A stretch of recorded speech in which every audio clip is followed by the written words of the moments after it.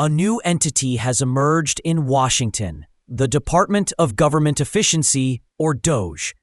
Officially labeled a temporary initiative, it is neither an agency nor a ministry. Yet in just 2 months, it has dismissed thousands of public servants, shut down several departments, reshuffled budget allocations, and instituted weekly reporting to the world's richest man, Elon Musk. Today, DOGE has effectively become a state within a state. Grant access to the systems. In September 2023, Elon Musk attended a dinner held in honor of billionaire Vivek Ramaswamy, who was preparing to run for president with a mission to shake up the system. Cited by the New York Times, after the dinner, standing on a terrace, Musk spoke about his recent trip to the U.S.-Mexico border, shared thoughts on the war in Ukraine, and complained that government regulations were hindering the progress of his company, SpaceX. He also mentioned that a turning point in the restructuring of Twitter, which he had acquired in 2022 and rebranded as X, was gaining access to the company's servers. "It would be great," Musk reportedly said, "if I were given access to federal government computers. Just hand me the passwords, and I'll whip the system into shape."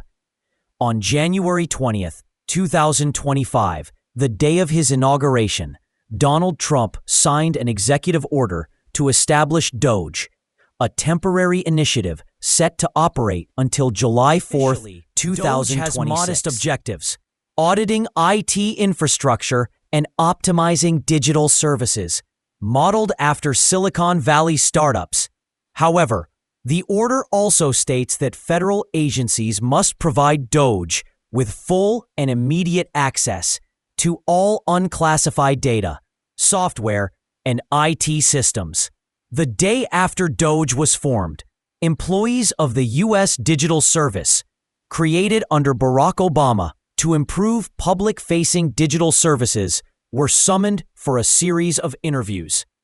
Young individuals wearing temporary White House badges questioned staff about their qualifications and political beliefs, despite appearing, in the employees' view, to lack a solid understanding of technical issues.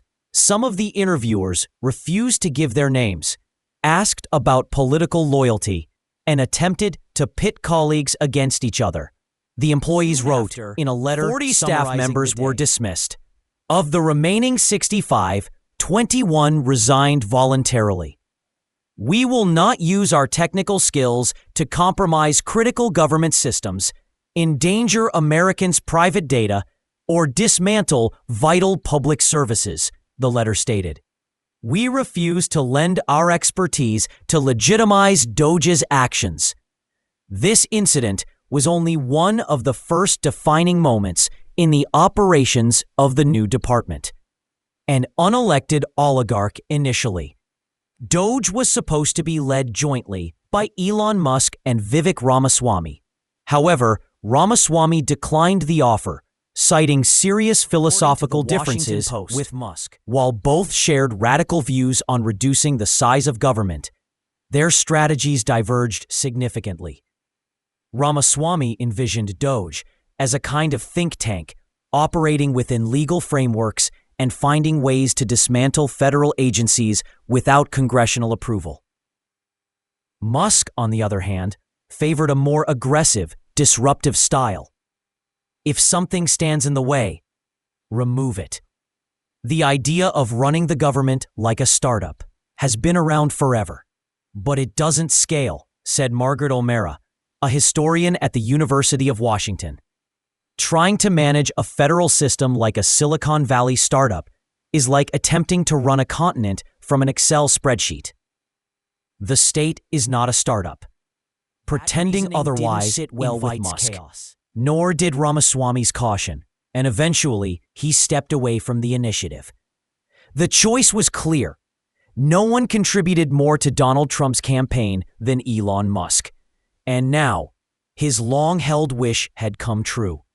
He had access to the government system. See someone in such a powerful position who was never elected, said Dr. Alondra Nelson, former head of the White House Office of Science and Technology Policy under Joe Biden.